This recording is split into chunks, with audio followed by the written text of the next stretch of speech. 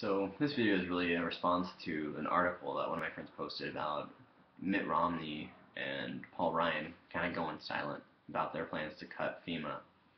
Um, even though there's all this stuff going on in the East Coast. So, you know,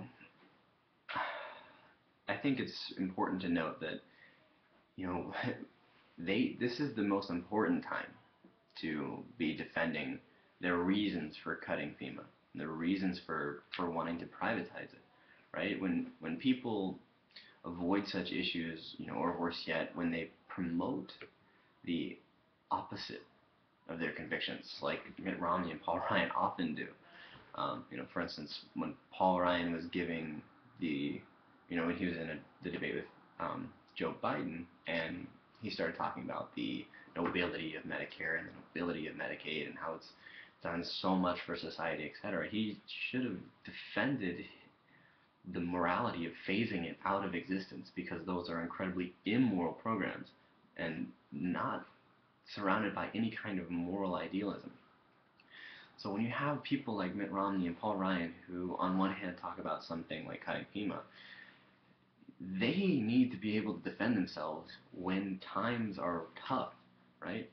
Because if they don't, not only do they show that they have no real understanding of the issue, but they're also sacrificing something that they find to be of value.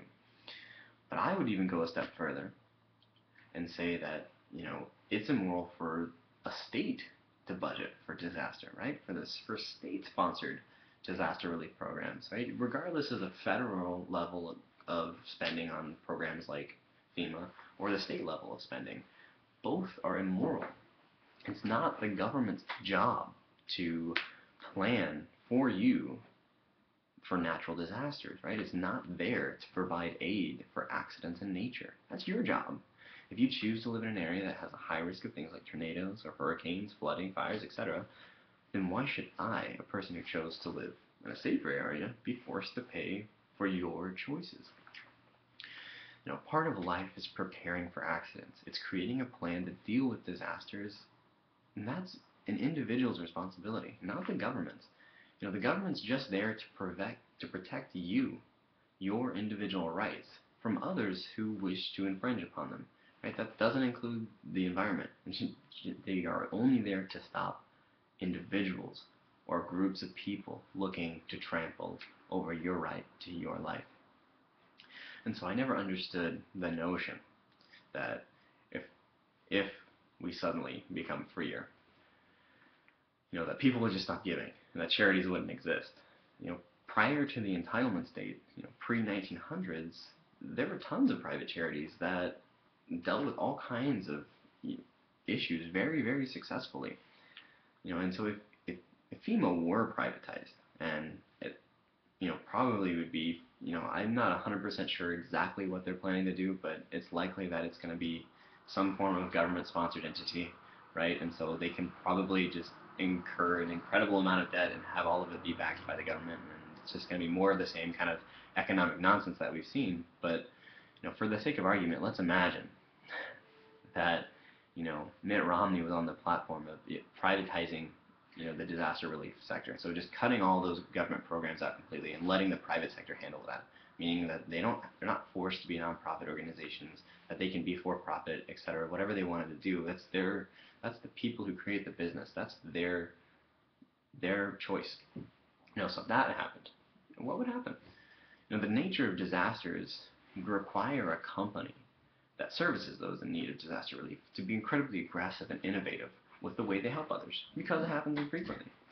It also opens the market to competition, meaning if you can make a profit off of helping others, think about all the different companies that will be vying to help those in need of disaster relief. Competition never hurts the consumer. You never walk into a grocery store and look at all of the cereal choices and curse to yourself, wishing there was only one, and that one was created by the government. That's not something you desire. So, another point to think about is the fact that disasters happen infrequently. So essentially, individuals get to decide when they need some product. In this case, when they need disaster relief. Markets work amazingly at handling this. They do it better than anything, right? When demand for something goes up in a free society, there's someone there ready to give them that product because they know, hey, I can make a profit by selling them whatever it is that they're demanding. So you can look at Soviet Russia for the proper example of how government handles need. You know, things like summer wear were relatively, not really, but relatively easy to get in the winter, and yet in the summer when they needed it, it was completely non-existent, and vice versa, and actually more devastatingly so. Winter wear was somewhat easy to obtain during the summer, but in the winter, when they were dying of cold, it was nowhere to be found. And so, we can look at any communist country or any socialist country, really. I think most people, when they say socialism, they don't really understand what they're talking about. Most socialist countries that we see that do okay are actually mixed economies. They're not completely socialist. And so, when we look at more socialistic countries and communist countries, we can see the kind of life that they have. All of their citizens live in poverty. The people that are fortunate enough to have work incredibly long, miserable hours, and they pay the majority of their income to the government, and they see no return on that kind of investment.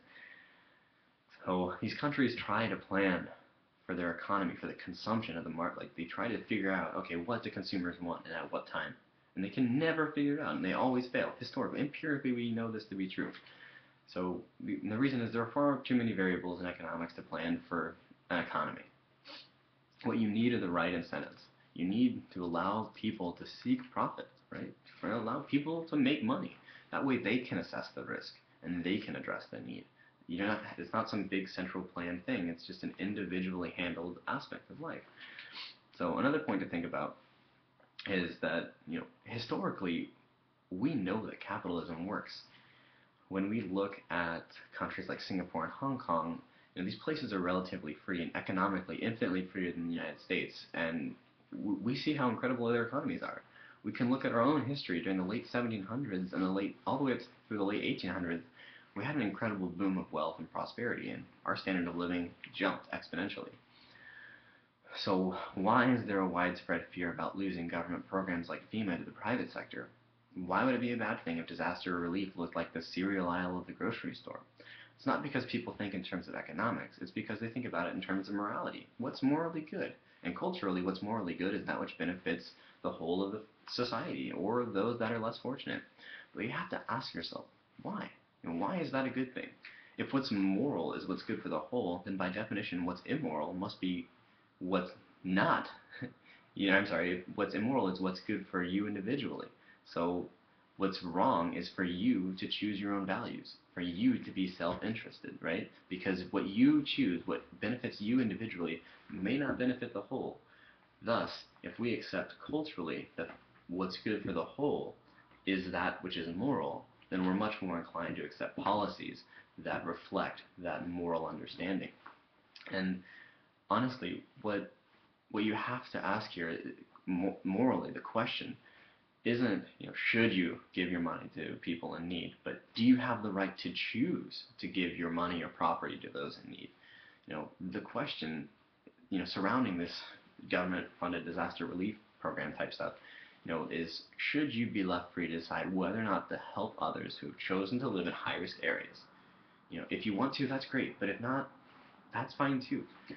Just because you're in need, it doesn't mean you get to claim what others have produced. And this also doesn't mean that benevolence would suddenly disappear from society. When people are well off, they tend to give more because they can do so without it being a sacrifice to themselves. And usually it makes them feel good. So morally, you have the right to your life. And that means preparing for all the accidents that you may encounter.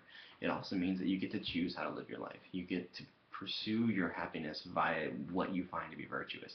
You owe nothing to society. You're not your brother's keeper. And, others don't have the right to claim your life simply because they're in need. Your life is yours to live.